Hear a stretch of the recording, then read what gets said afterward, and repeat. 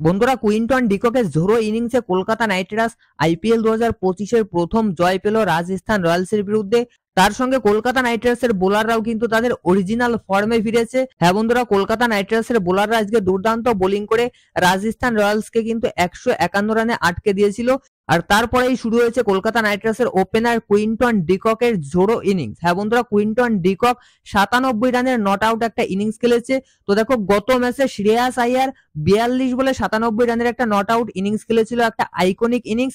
আর আজকে কিন্তু কলকাতা নাইট রাইডার্সের ওপেনার কুইন্টন ডিকক 61 বলে 97 রানের একটা নট আউট ইনিংস খেলেছে। ফলে কলকাতা নাইট রাইডার্স কিন্তু আইপিএল 2025-এর প্রথম জয় পেয়েছে। বন্ধুরা, কলকাতা নাইট রাইডার্স টস জিতে রাজস্থান রয়্যালসের বিরুদ্ধে প্রথম বোলিং করার সিদ্ধান্ত নিয়েছিল। যদিও রাজস্থান রয়্যালসের দুই ওপেনার সঞ্জু স্যামসন এবং যশস্বী জয়সওয়াল দুজনেই কিন্তু দুর্দান্ত শুরু করেছিল, বাট প্রথম ব্রেক থ্রু কিন্তু এনে দিয়েছে বৈভব অরোরা। আর বৈভব অরোরা একটা দুর্দান্ত বলে আর সঞ্জু স্যামসন বোল্ড হয়েছে। আর তারপরে কিন্তু কলকাতা নাইট রাইডার্সের বোলাররা ডমিনেট করেছে। আজকে কিন্তু কলকাতা নাইট রাইডার্সের মেইন ওপেনার সুনীল নারিন খেলেনি। আর সুনীল নারিনের শরীর খুব একটা ভালো না, যে কারণে সুনীল নারিনের পরিবর্তে আজকে মঈন আলী খেলেছে।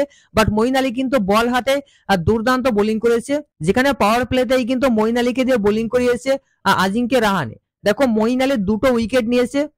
তার সঙ্গে সঙ্গে মঈন আলীকে দিয়ে ওপেনও করানো হয়েছিল।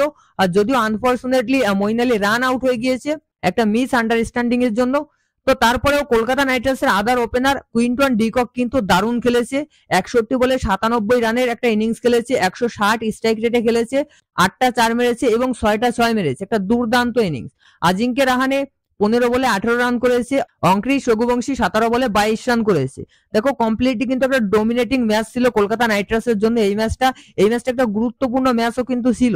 এই ম্যাচটা কেকেআর এর যে কোনো মূল্যে জিততে হতো এবং Kolkata knight Riders defending champion হিসেবে প্রথম ম্যাচটা হারার পর কিন্তু দারুণভাবে কামব্যাক করেছে।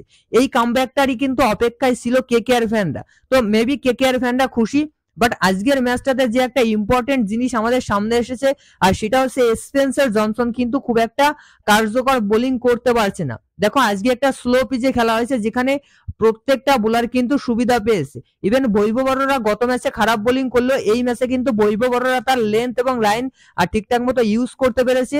কারণ আজকের পিচটা ছিল একটু স্লো পিচ, যে কারণে প্রত্যেকটা বোলার ভালো সুবিধা পেয়েছে। বৈভব অরোরা 4 ওভারে 33 রান দিয়ে 2টো উইকেট নিয়েছে। হর্ষিত রানা 4 ওভারে 36 রান দিয়ে 2টো উইকেট নিয়েছে। মঈন আলী 4 ওভারে 23 রান দিয়ে 2টো উইকেট নিয়েছে।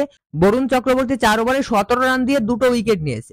প্রত্যেকটা বোলার ভালো খেলেছে কেকেআর এর, বাট একমাত্র স্পেন্সার জনসন কিন্তু এক্সপেন্সিভ ওভার করেছে। 4 ওভারে 42 রান দিয়ে মাত্র একটা উইকেট নিয়েছে, তাও লাস্টের ওভারে জোফরা আর্চারের উইকেট। তো দেখো, গত বছর মিচেল স্টার্কের সঙ্গে যে কেসটা হয়েছিল, স্পেন্সার জনসনের সঙ্গেও কিন্তু সেই কেসটা হচ্ছে।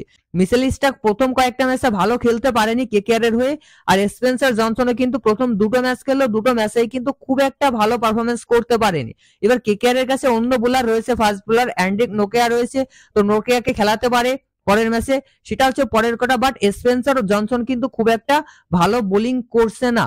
যদি আদার বোলাররা ভালো পারফরমেন্স করতে পারে, সেখানে একজন বিদেশি মেইন বোলার হিসেবে তারও কিন্তু ভালো পারফরমেন্স করা উচিত। তো সেই সুবিধাটা কিন্তু স্পেন্সার জনসন দিতে পারছে না। এবার কেকেআর এর বর্তমান টিম অনুযায়ী আজকের ম্যাচটার পরে যেটা বোঝা যাচ্ছে, কেকেআর এর ব্যাটিং লাইন আপে কোনো সমস্যা নেই। যদিও গত ম্যাচে পারফর্ম করতে পারেনি, মানে আরসিবির বিরুদ্ধে, বাট এই ম্যাচে যে একটা রিদম খুঁজে পেয়েছে কলকাতা নাইট রাইডার্সের ব্যাটসম্যানরা, সেটা কিন্তু বোঝা যাচ্ছে। যেমন কুইন্টন ডিককের ইনিংসটা, আজিঙ্কে রাহানেও ভালো শুরু করেছিল, বাট হাসারাঙ্গার একটা বলে কিন্তু বটম এজে লেগে ক্যাচ উঠে গিয়েছিল।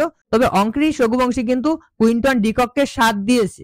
অঙ্ক্রিশ Raghuvanshi as a impact player খেলেছে, কুইন্টন ডিকককে সাথ দিয়ে 17 বলে 22 রান করেছে। তো কলকাতা নাইট রাইডার্স কিন্তু ডমিনেট করে রাজস্থান রয়্যালসের বিরুদ্ধে প্রথম জয় পেয়েছে। এরপর নেক্সট টার্গেট কলকাতা নাইট রাইডার্সের সানরাইজার্স হায়দ্রাবাদ, একটা বড় টিমের বিরুদ্ধে হোম গ্রাউন্ডে খেলবে।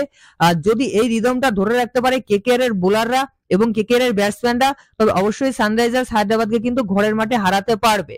বাট আজকের আজিঙ্কে রাহানের ক্যাপ্টেন্সি কিন্তু খুবই ভালো ক্যাপ্টেন্সি ছিল, ভালো বোলিং রোটেশন করেছে, ফিল্ডিং সেটিংটাও খুবই ভালো করেছে। মেইনলি দেখো, ক্যাপ্টেন যদি প্লেয়ারদেরকে ঠিকঠাক মতো খেলাতে পারে, তবে অবশ্যই প্রত্যেকটা প্লেয়ার কিন্তু ভালো খেলবে। যারা কেকেআর টিমে খেলছে তারা কিন্তু প্রত্যেকেই ম্যাচ উইনার, কারণ এদের ভিতর ম্যাক্সিমাম প্লেয়ারই কিন্তু গত বছর ছিল, অর্থাৎ চ্যাম্পিয়ন টিমে ছিল। যেমন বৈভব অরোরা, হর্ষিত রানা, বরুণ চক্রবর্তী, এরা প্রত্যেকেই গত সিজনে। সুতরাং আজিঙ্কে রাহানে যদি এই বোলারগুলোকে ঠিকঠাক মতো ইউজ করতে পারে, তবে অবশ্যই কিন্তু এই বোলারগুলোর ভিতর উইকেট নেওয়ার মতো অ্যাবিলিটি রয়েছে।